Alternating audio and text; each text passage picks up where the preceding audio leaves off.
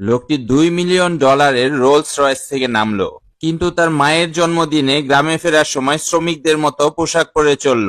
সে একটি দামি জিনসিং এর শিকড় প্লাস্টিক ব্যাগে রাখলো এবং পায়ে হেঁটেই বাড়ির দিকে যেতে লাগলো। সে এজন্য এত সাধারণ হয়ে আসলো যাতে তার ছোট ভাইয়েরা লজ্জা না পায়। কিন্তু সে যখন বাড়ি ফিরলো এবং মাকে ওই উপহার দিল, মা রাগ করে ওই উপহারটি ফেলে দিল। পুরো বাড়িটা একদম নীরব হয়ে গেল।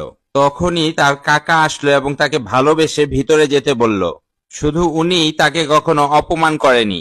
লোকটি ভেতরে গেল এবং তার দুই ভাই এসে তাকে নিয়ে উপহাস করতে লাগলো। তারা বলল সে পরিবারের মান সম্মান নষ্ট করছে।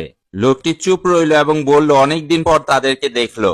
কিন্তু তার কথা শেষ হওয়ার আগেই ছোট ভাই আবার অপমান করতে লাগলো।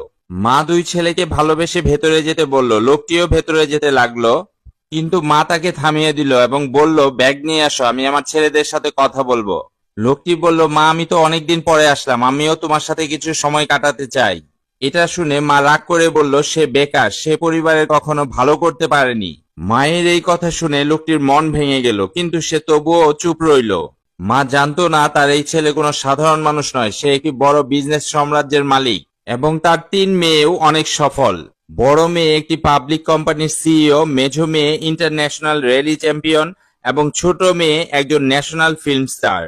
3 মেয়ে আগে থেকেই প্ল্যান করে রেখেছিল ছুটিতে বাবাকে নিয়ে গ্রামে আসবে, কিন্তু তারা জানতে পারলো বাবা আগেই দাদির জন্মদিন পালন করতে গ্রামে চলে গেছে। 3 জন তাড়াতাড়ি গ্রামে চলে আসে বাবাকে খুঁজতে।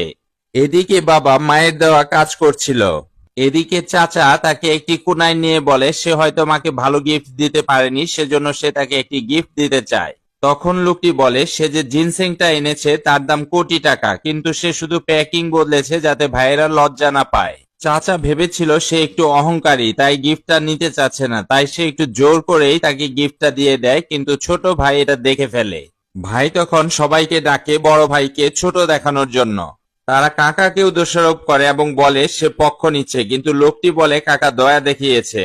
কিন্তু ছোট ভাই এটা মানে না, সে বলে তোর মায়ের জন্য গিফট আনার কোনো যোগ্যতা নেই, তাই তুই পরিবারকে আবারও ছোট করছিস। অন্যজন বলে এরকম মানুষকে সাহায্য কেন করছো যে দীর্ঘদিন যাবৎ বাড়িতে আসেনি। এবার লোকটি বলে আমরা সবাই একই পরিবারের, কিন্তু এত ঘৃণা কেন। দ্বিতীয় ভাই চিৎকার করে বলল তুই পুরোপুরি ব্যর্থ একজন মানুষ। চাচা শান্ত করার জন্য বলল আমার গিফট আমি যাকে ইচ্ছা দিতে পারি। এক ভাই রাগ করে বলল আমি এটা কোনো ভিক্ষুককে দিয়ে দিব, কিন্তু তাকে নয়। এটা শুনে লোকটির মন পুরোপুরি ভেঙে গেল। সে কখনো ভাবেনি তার নিজের ভাই তাকে এত ছোট করবে। তখন সে সিদ্ধান্ত নিল সে আর চুপ থাকবে না। দর্শক, নেক্সট পার্ট দেখার জন্য লাইক, কমেন্ট এবং শেয়ার করে পেজটি ফলো রাখতে পারেন।